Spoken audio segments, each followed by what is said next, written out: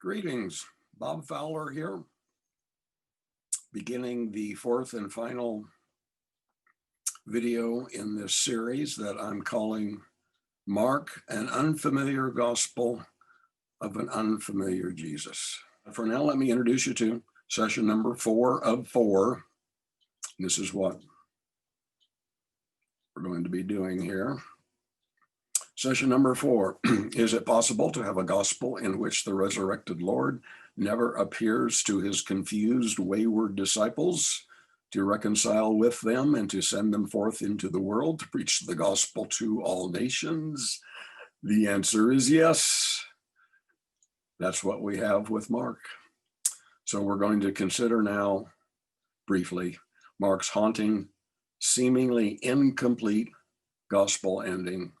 And that would be Mark chapter 16, verses 1 through 8. And we will glance at appendices that were added to the text of Mark by later generations, probably in the 2nd century. For sure, the appendices that were added on to the text of Mark were added after all 4 Gospels were in hand. Mark is the earliest, he's the shortest. He was lengthened and edited, revised by Matthew and Luke, for sure. But after all 4 Gospels are in hand, Mark looks especially short and a little too haunting, a little too mysterious.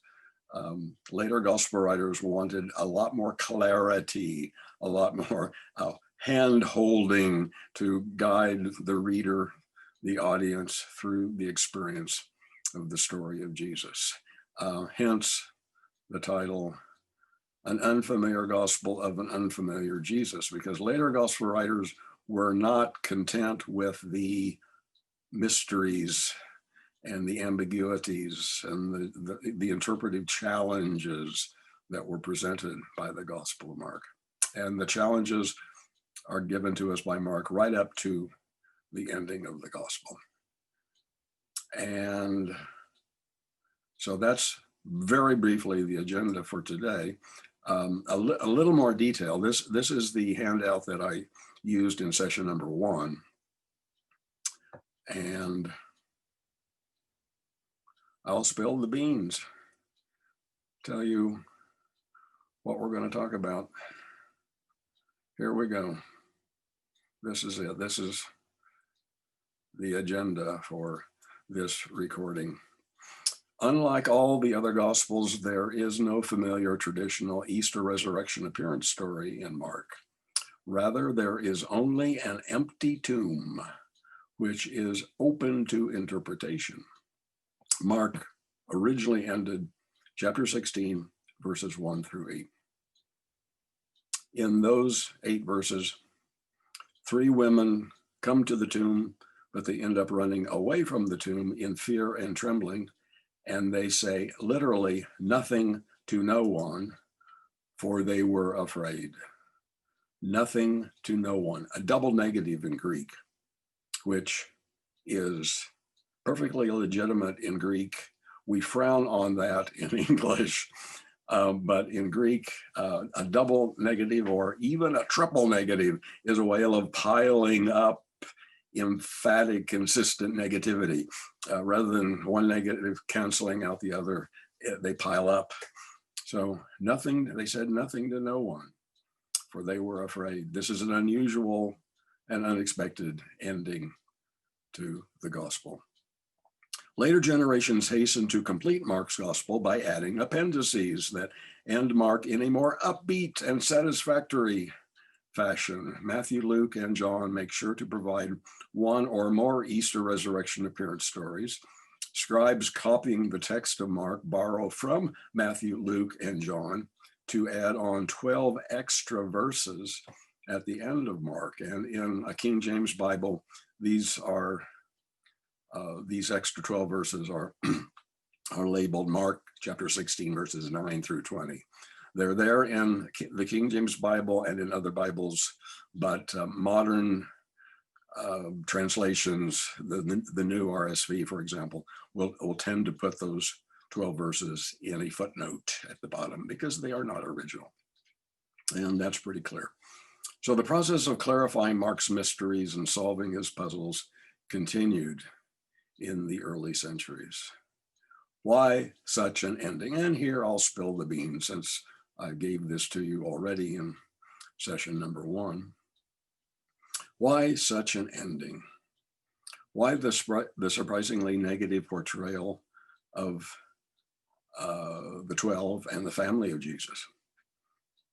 I suggest that the point is to put responsibility for the story on the shoulders of the reader or the members of Mark's audience. From beginning to end, Mark's story is oriented to the reader of the text or of the gospel, or to the audience of the story if it is being performed orally. Everything in the story, everything, is told for the sake of the reader, audience member. Even if everyone in Mark's story fails Jesus, there is still the reader, listener, who might yet succeed where the people in the story failed. So I've given you the bottom line. I've given you my conclusions up front here. So let's jump in to the text. All right. Well, I'll read a bit, the end of chapter 15, and then the brief haunting conclusion, original conclusion in chapter 16, verses 1 through 8. When it was noon, this is the crucifixion scene. When it was noon, darkness came over the whole land until 3 p.m. At 3 o'clock, Jesus cried out with a loud voice, Eloi, Eloi, lema sabachthani, which means, my God, why have you forsaken me? When some of the bystanders heard it, they said, listen, he is calling for Elijah. And someone ran, filled a sponge with sour wine, put it on a stick, and gave it to him to drink, saying, wait, let's see whether Elijah will come to take him down. Then Jesus gave a loud cry and breathed his last. And the curtain of the temple was torn in two from top to bottom. Now, when the centurion who stood facing him saw that in this way he breathed his last, he said, truly, this man was God's son. There were also women looking on from a distance. Among them were Mary Magdalene and Mary, the mother of James the younger and of Joseph, and Salome. These used to follow him and provided for him when he was in Galilee. And there were many other women who had come up with him to Jerusalem. When evening had come, and since it was the day of preparation, that is, the day before the Sabbath, Joseph of Arimathea, a respected member of the council, who was himself waiting expectantly for the kingdom of God, went boldly to Pilate and asked for the body of Jesus. When Pilate wondered if he were already dead, and summoning the centurion, he asked him whether he had been dead for some time. When he learned from the centurion that he was dead, he granted the body to Joseph. Then Joseph bought a linen cloth, and taking down the body, wrapped it in the linen cloth and laid it in a tomb that had been hewn out of the rock. Then he rolled a stone against the door of the tomb. Mary Magdalene and Mary, the mother of Joseph, saw where the body was laid.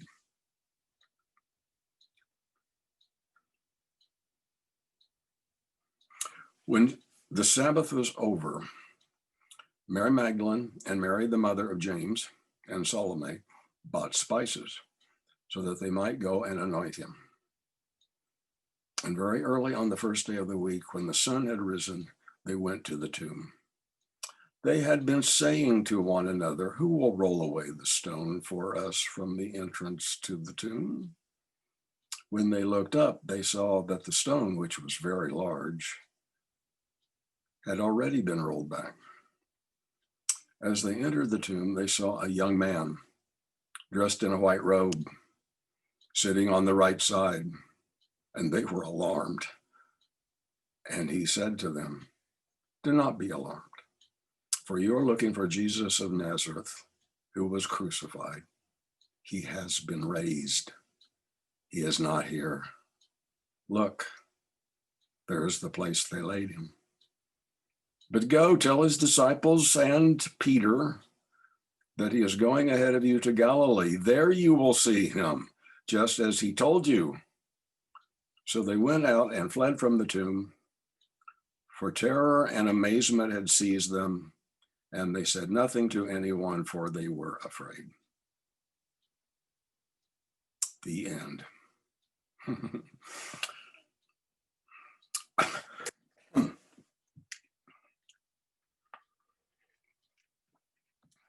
Now let's walk through this quickly, if at all possible.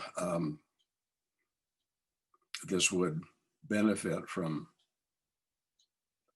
a much longer, more exhaustive study, but we'll do what we can in the limited time we have. The crucifixion scene. My God, why have you forsaken me? The last words of Jesus according to Mark. Other Gospels, of course, give us other words of Jesus. These words are most haunting, most haunting. They happen to cite Psalm 22, so although the words themselves seem to come from despair and anguish, nevertheless, they're also a citation of Scripture. And if it's anguish we're hearing, it's anguish expressed to God. So the one can explore the depths of that moment forever and ever. The temple curtain being torn in two from top to bottom, that's haunting. The centurion, who's probably the captain of the execution squad, so one of the Roman soldiers responsible for the execution, is struck by what he witnesses in the crucifixion, and maybe even the temple. The temple curtain it's not impossible that he can see that as well. That's not clear. I'm not sure that I trust the centurion's acclamation of Jesus as Son of God. I'm afraid it could be insincere. I'm afraid it could be mockery. We could discuss that forever. And I can assure you scholars do discuss it forever. So lots and lots of possibilities, lots and lots of loose ends, multiple ways to read one verse after another, one phrase after another. Here's a passage that begs for exploration. And in fact, I've dealt with this, and another passage I'm going to share with you in a second. I've dealt with this in the past and another series of classes I did at Trinity. The handout I used then, that was about a 6 or 7 or 8 page handout, and it took us 3 or 4 weeks to plow through it. The handout, I'm pretty sure, is simply called Jesus, Paul, and Women in the New Testament. It's maybe time to revisit that material because it's endlessly fascinating and terribly important. Let's see what Mark says here. Jesus has just died. There were also women looking on from a distance. Among them were Mary Magdalene and Mary, the mother of James the Younger and of Joseph and Salome. These used to follow him and provided for him when he was in Galilee. And there were many other women who had come up with him to Jerusalem. Do you remember Jesus coming towards Jerusalem over chapters 8, 9, 10, especially chapter 10? The Passion predictions in chapters 8, 9, 10, that's session number 3 of 4. Jesus is on his way to Jerusalem to meet his destiny, the crucifixion, and he's trying to educate the disciples that this is what is in store for him and for anyone who would like to be his follower.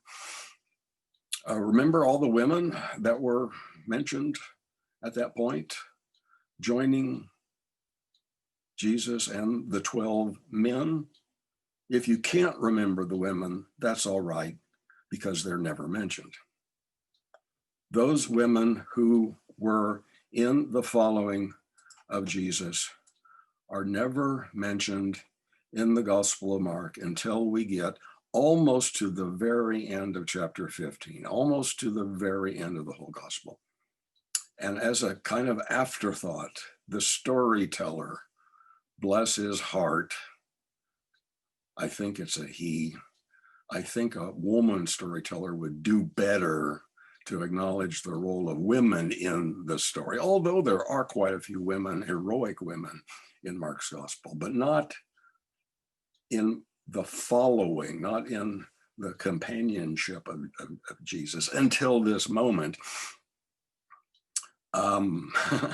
So this is terribly interesting and immensely important, and it deserves a lot more attention and a lot more anguished scrutiny than we can give to it right now. But this is saying in so many words that all those passages where it was Jesus and the boys, Jesus and the 12, the gals were also there.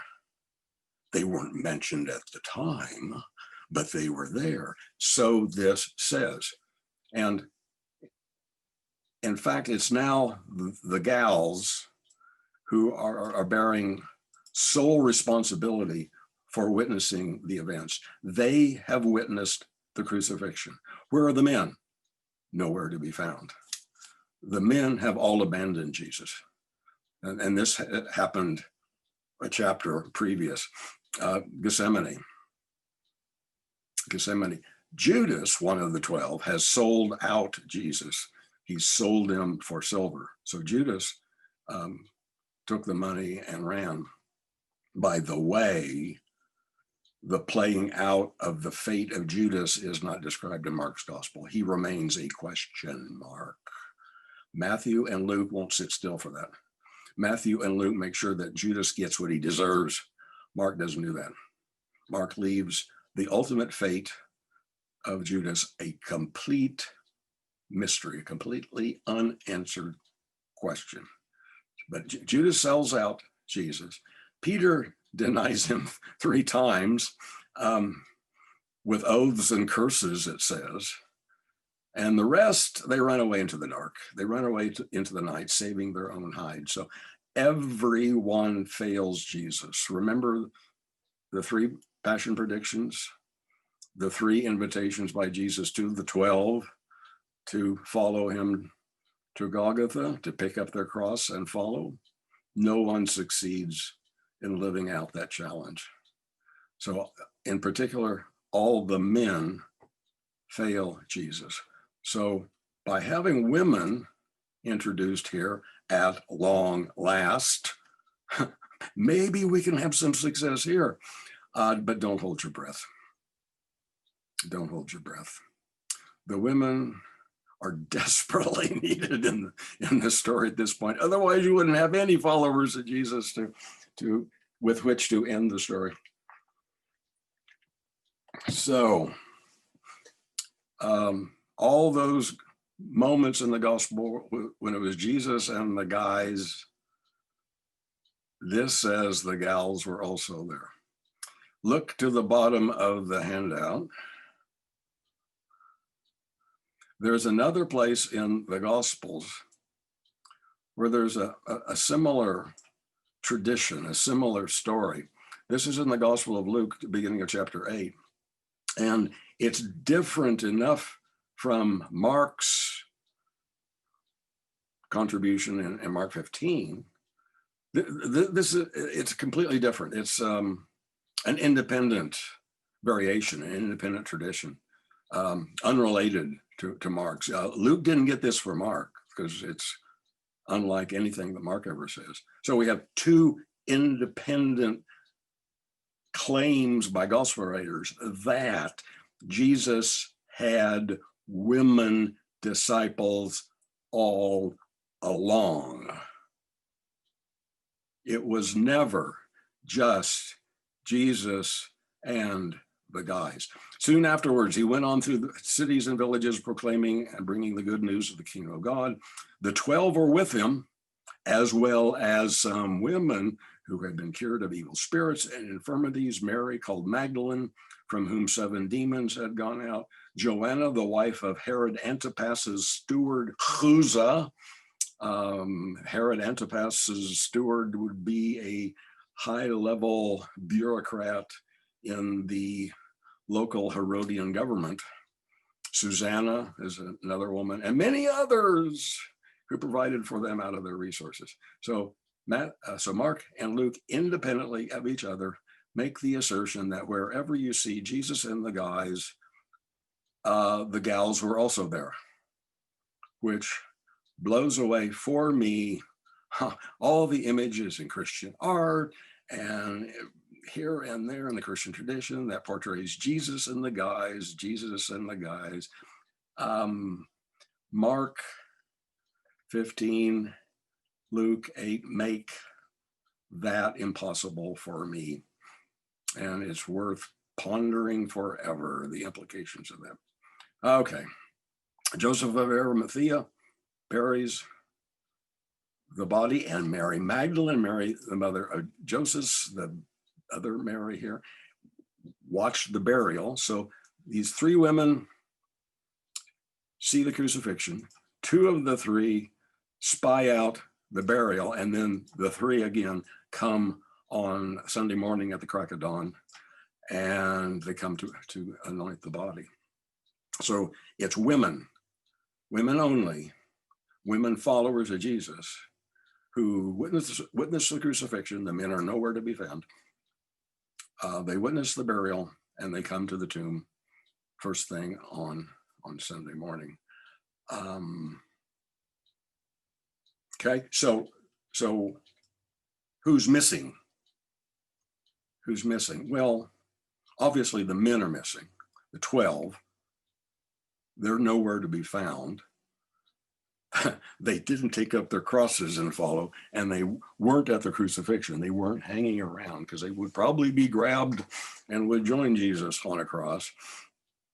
So the men have not picked up and lived out the challenge of Jesus offered to them in the Passion predictions in chapters 8, 9, 10. So the men followers, the 12, have failed Jesus utterly.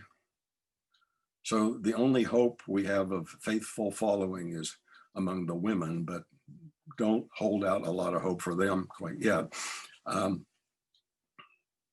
Who else is missing? Who else is missing? When someone dies,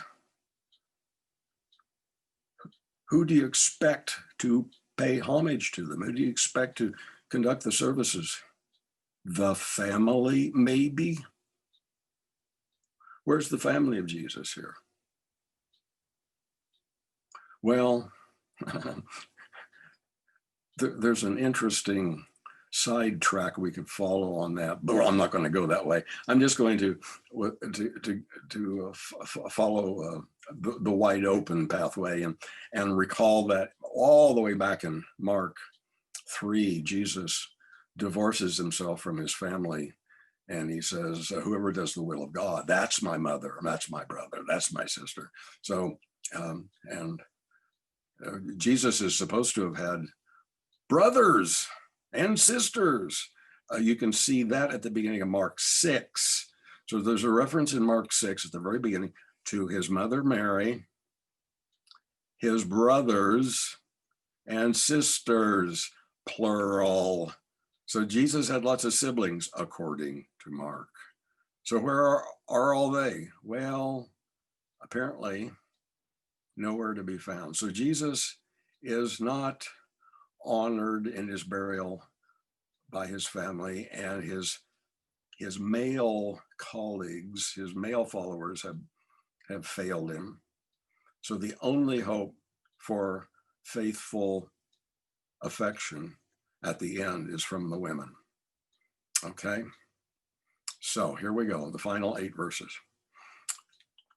Mary Magdalene, Mary, the mother of James, Salome bought spices. How they managed to buy spices at the crack of dawn on a Sunday morning, I don't know, but it says they bought spices because they couldn't have bought them on Saturday because that's Shabbat, that's Sabbath, and businesses are shut down. So anyway, they want to come to the tomb to anoint the body. They are not expecting what they're going to find. They're not expecting to find an empty tomb and the body missing. They're not expecting to find resurrection. So they're not exactly anticipating what is about to unfold. So on the first day of the week, Sunday, when the sun had risen, they went to the tomb. And it's very curious, very, very, very curious. You could ponder this forever. They had enough foresight to buy spices, but they didn't have enough foresight to arrange for husky men, maybe, to roll away the stone from the mouth of the tomb. Now, who could have been enlisted to roll away the stone from the tomb? How about strong, muscular Galilean fishermen? Got any of those around? How about the brothers of Jesus who might have come up to Jerusalem for Passover? We don't know that, but possible. Do they have muscles from doing the day laboring business that the family was engaged in? Are there no muscular males to be found to help the poor, weak women roll away the stone from the tomb? Well, we can ponder that forever, but never mind, because looking up, they find that the stone is already rolled away. So something is up, and they enter the tomb. They see a young man. The word is literally young man, dressed in a white robe, which is a little intriguing. I don't think that's common daily wear. I think that's special. That would be like stepping into the tomb and seeing someone there wearing a tuxedo or an evening gown or something special, something extraordinary. So the tomb is surprisingly already open. They step into it, see a young man dressed in white, sitting on the right, which is the place of honor always and forever in all social settings.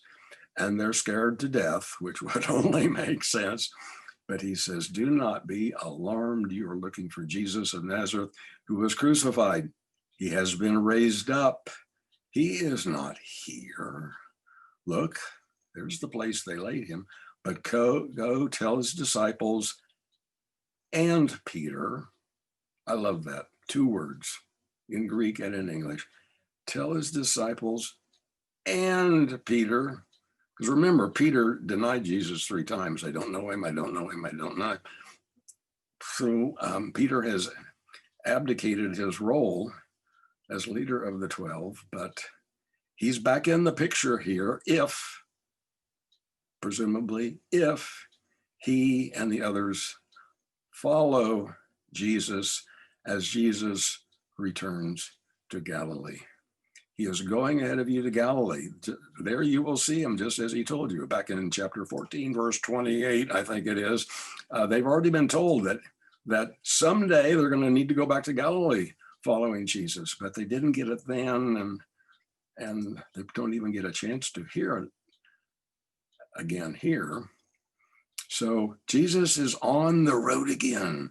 The Jesus enterprise has resumed. And if you want to see him, you better hit the road too. Back to Galilee, where it all started. We're going to play out the story again. And I think I and a number of scholars think that's exactly what's being implied here. The very, very, very beginning of the gospel. I'll pull it up here at the very, very, very beginning of the gospel, chapter 1. After Jesus is baptized and tempted in the wilderness, and John is arrested, Jesus goes back to where he came from. He goes back to Galilee. He goes back to home territory. And that's where the story plays out thereafter. So the story begins, Mark begins with Jesus going to Galilee, and it ends with the challenge to his disciples to go to Galilee again, pick up the story again, follow again. So I think that's what's going on here. It's subtle, it's poetic, it's not crystal clear, but it's intriguing, and I think there's a lot to it. So he's going ahead of you to Galilee. There you will see him. Not here in the tomb. Don't look for the living among the dead. Hit the road again, dudes. He's out there ahead of you. Go find him and follow. He's on his way to Galilee. So hit the road. So what do the women do? The women go out, fled from the tomb, for terror and amazement had seized them, and they said nothing to no one, double negative in Greek, for they were afraid. They said nothing to no one, for they were afraid. So at the end of the story, the women are told to tell, and we are told emphatically that they did not. So play along with me here. So the story of the empty tomb, all the events of the final hours, the final days of the crucified Jesus, were not told to anyone. And this command to go to Galilee, he's going ahead of you, apparently that was never communicated to the boys, to the 12, or to the family of Jesus, to his brothers and sisters, and maybe mom. So this is the story of a story that was never told. But of course, you and I know better, because the story's been told to you and me. We've received the story, even if no one in the story tells the story, even if no one in the story acts out the challenges and instructions of the story. You and I have received the challenges and instructions of the story, and it's up to us to live in faithful response to those challenges and instructions. It's up to us to follow Jesus to Galilee. Now here, Galilee, I think, my own personal preference, my own personal interpretation, Galilee here is no longer, if it ever was, Galilee. I mean, are we talking about geographical space? I don't think so. I don't think so.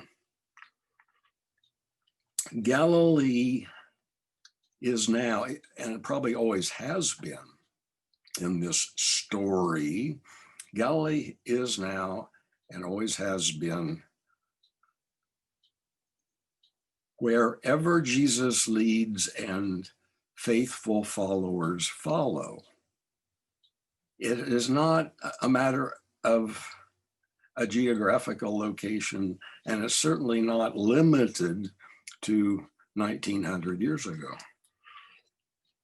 Galilee is wherever and whenever faithful followers follow.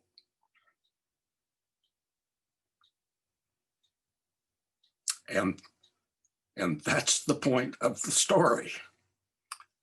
I refuse to ask, well, what really happened historically, literally, factually. I don't think that's the point. I don't think that's the kind of question the story is inviting us to ask and answer for ourselves.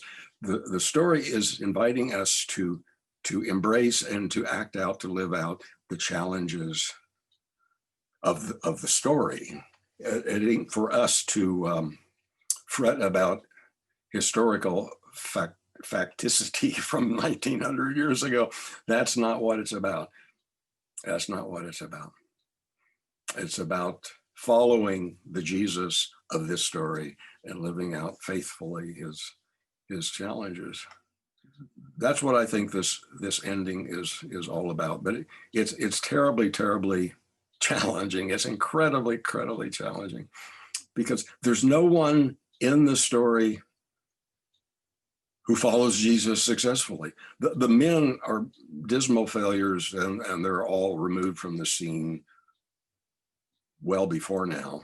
We had some hopes for the women, the three women, because they witnessed the crucifixion, they witnessed the burial, they came to the tomb at the crack of dawn on Sunday, but they don't get it either.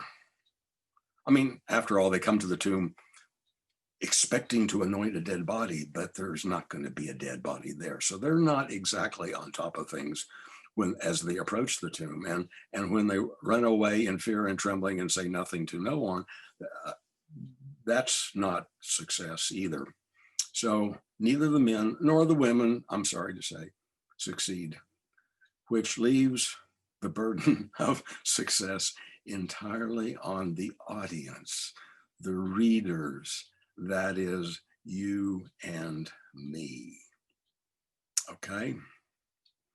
It's all about you and me. How are we going to not just tell the story, but live the story, thinking maybe of going all the way back to chapter 1, verse 14, and starting with Jesus all over again from the beginning, doing the kingdom of God thing in Galilee, which, again, I don't think we're wise to limit Galilee to geography. Galilee is whenever, wherever followers follow Jesus faithfully. Let's quickly, as quickly as possible, run through what happens to this brief, haunting, enigmatic, endlessly challenging ending.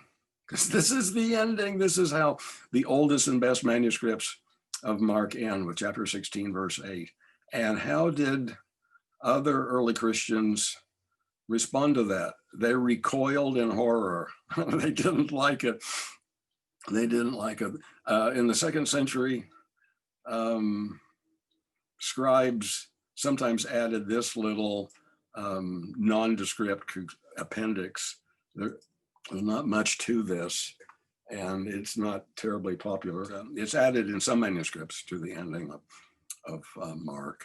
This is a much more popular and successful appendix. Again, probably added second century. You will find this in your King James Bible and in some other translations over the centuries. Modern translations from the mid-20th century up to the moment have, though, recognized that this is surely not an original part of the Gospel of Mark. And so most good modern translations drop it to the footnotes as an interesting historical footnote, but not an original part of the Gospel. But it's interesting to see what's going on in this. This was surely written and added on to the text of Mark in maybe the second century or so, after all four Gospels were in hand. Mark is the earliest, remember. Matthew and Luke come along and rewrite Mark and expand it. John is a different thing altogether. I think John shares some kinship with Mark and maybe Matthew and Luke, but John is very different. But once all four of these Gospels are known and in hand, the earliest and oldest of the four, Mark, begins to look too short and too mysterious and too challenging. Too many puzzles, too many unanswered questions. So what do? They fix Mark. Scribes in this case are fixing Mark by adding on an additional 12 verses at the end. And let me sprint through this and tell you how this works. Okay, this alludes to Mary Magdalene and Mary Magdalene only experiencing the resurrection. And she goes and tells the guys, and they have a hard time believing her. That's from the Gospel of John. In the Gospel of John, famous resurrection appearance to Mary Magdalene solo. She alone experiences the resurrection appearance, mistakes Jesus for a gardener, and they have a heart-to-heart chat there. So this is borrowing from the Gospel of John, a little tidbit borrowed from John. This is the road to Emmaus. This is from Luke 24. So this is, the story of two disciples walking along with the resurrected Jesus, not recognizing that it's the resurrected Jesus. And they spend all afternoon walking with him to Emmaus and have dinner with him, and then their eyes are opened. And then they go back and report to the rest of the disciples who have a hard time believing what their friends have told them. Okay, so appearing to the disciples when they're at table. This is probably borrowed from the Gospel of John, and the appearance to the disciples in the upper room. Thomas is not there one time. Thomas is there a week later. So this kind of sounds like something borrowed from the Gospel of John. So we have borrowing from John, borrowing from Luke, more borrowing from John. This is borrowing from Matthew. The very last paragraph of Matthew's Gospel is the Great Commission, Matthew 28, verses 16 through 20. Go out into all the world and proclaim the gospel to all the Gentiles, all the nations, it's often translated. Matthew, the Great Commission doesn't mention speaking in tongues, picking up snakes, drinking poison, which I do not advise. I do not advise testing one's faith by drinking poison and picking up rattlesnakes. But people do that, and they do that inspired by these verses, which are not an original part of the Gospel of Mark. So I'm always sad when I read the news about someone picking up a poisonous snake, being bitten and getting very sick and maybe even dying, all on the basis of a passage in Mark's Gospel that was not really a part of Mark's Gospel. I can think of better things to die for than that.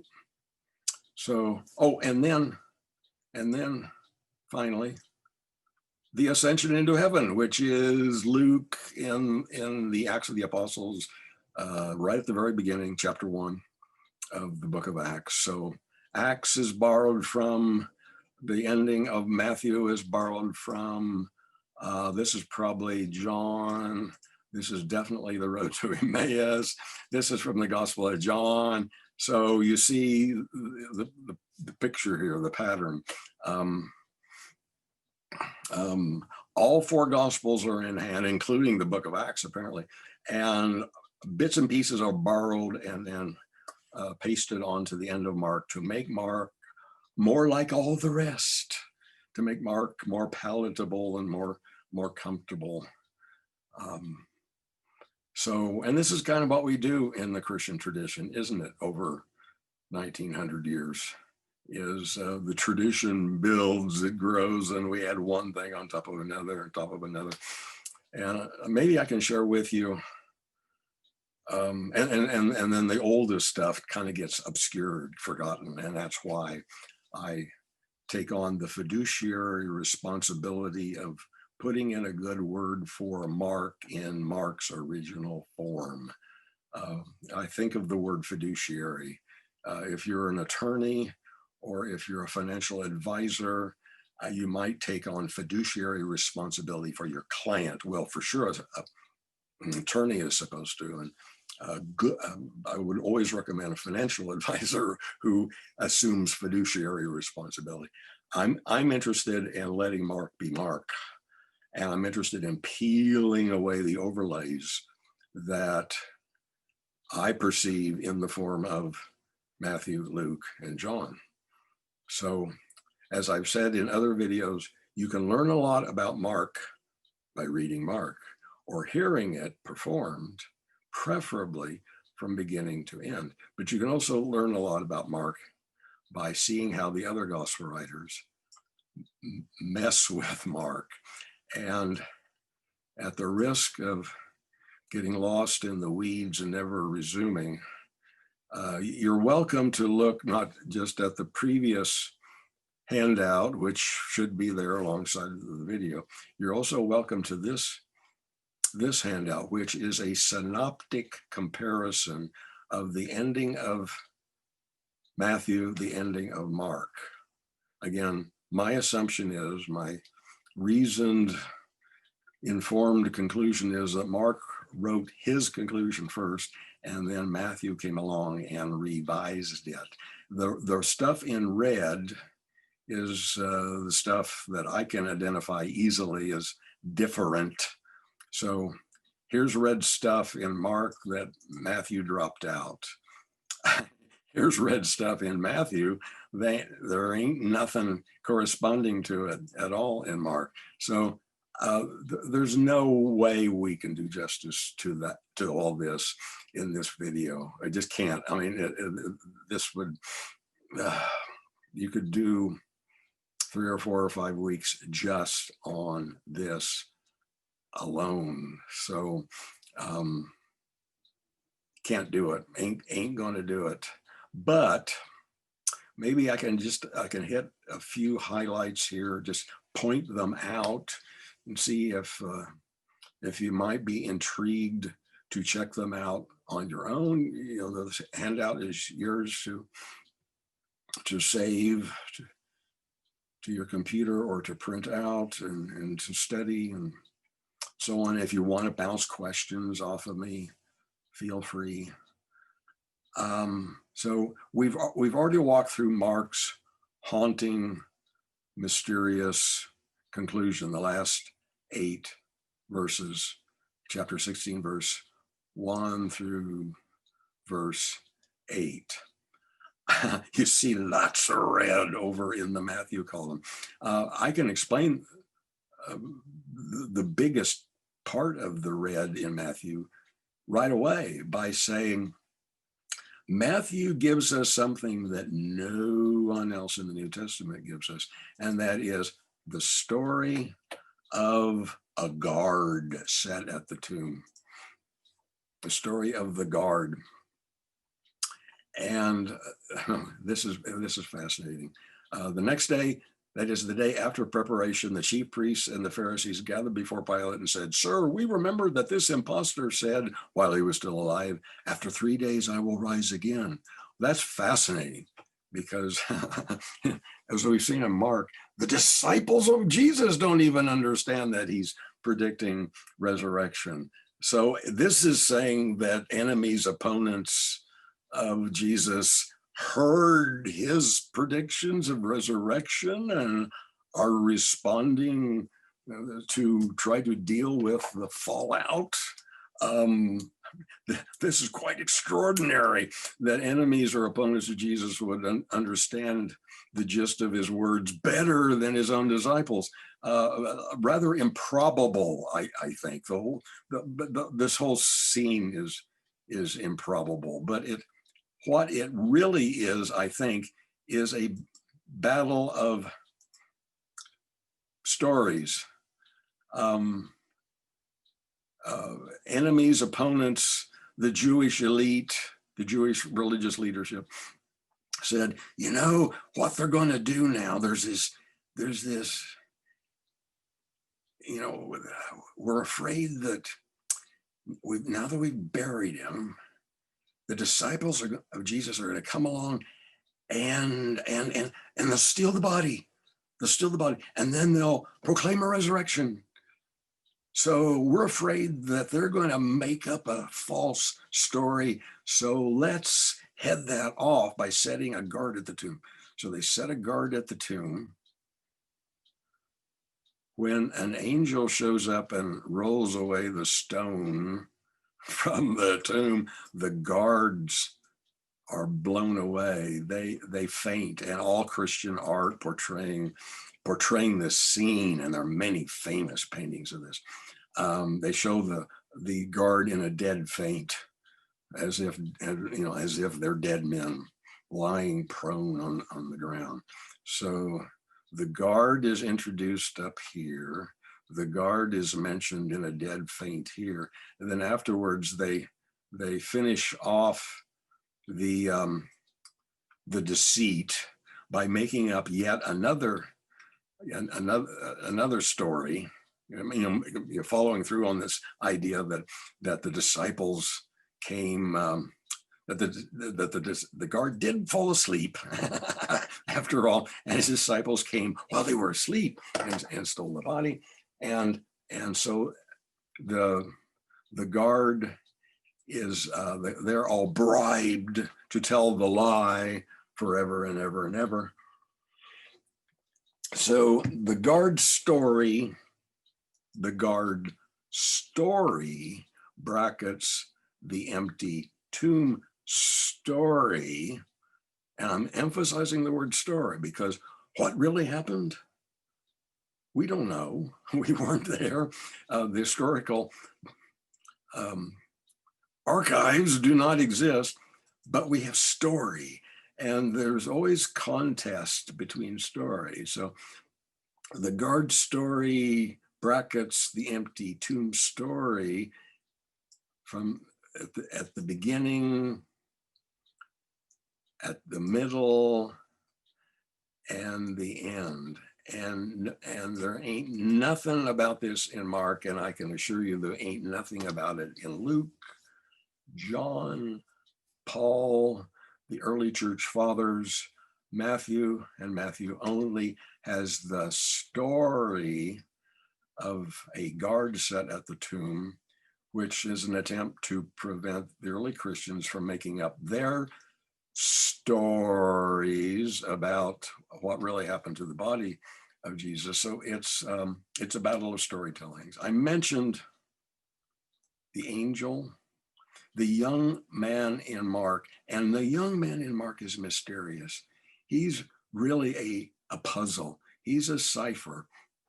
He's not unique in Mark because there is another young man who appears mysteriously in Mark, and it's the young man in Gethsemane when Jesus is arrested and the disciples all run away into the night to save their hides. There is a mysterious young man who only threw a sheet around his naked body, and the arresting posse tries to grab him, and they only end up with the sheet, and the young man runs away naked into the night. Is he one of the 12? It's impossible to tell. I don't think he is, but then what is he? Some interesting speculation has been made about the relationship of the young man in the Garden of Gethsemane in the middle of the night and the young man in the empty tomb, the young man who runs away naked at night, the young man dressed gloriously, spectacularly in the tomb. Their garb or lack of garb seems to be what they have in common, if we can call that being in common. It's a mystery. I can refer you to scholarly articles wrestling with this if anyone's interested. But for sure in Matthew, it's an angel.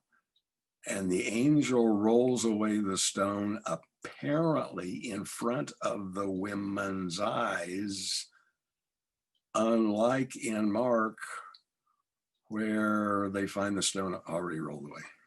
So there are differences between the two gospels, and that doesn't bother me one bit, because I don't think this is history. I don't think this is literal fact. I think this is drama. I think this is storytelling meant to reach out and grab the hearts and minds of audience members. And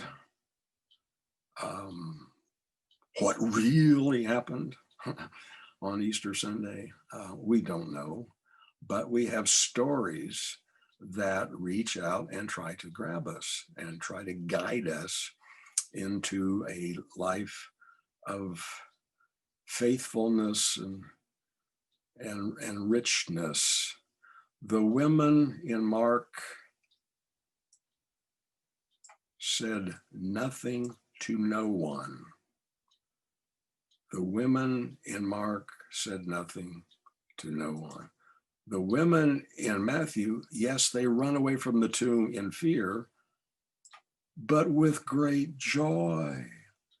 And they ran to tell the disciples, and before they could reach the disciples, they encountered the risen Jesus, who greeted them warmly, and they did obeisance to him as they should.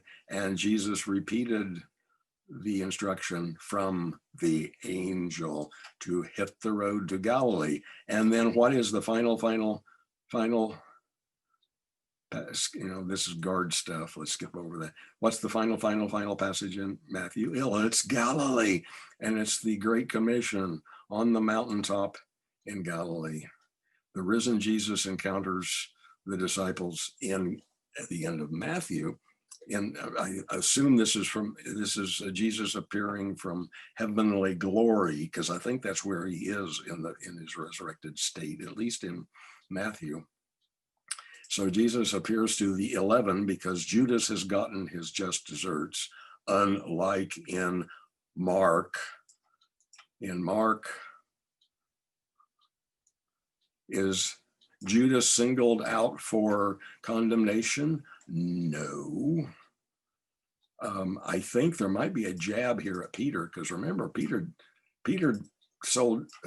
denied Jesus 3 times, and at least Judas was honest and said, "I'm a traitor. I will sell him to you." Peter said, "I don't know him. I don't know him. I don't know him." So what happens to Judas here, I do not know. But Matthew in his way, Luke in another, at the beginning of Acts, those writers make sure Judas gets what he deserves. So that's a loose end from Mark that other gospel writers are eager to tie up.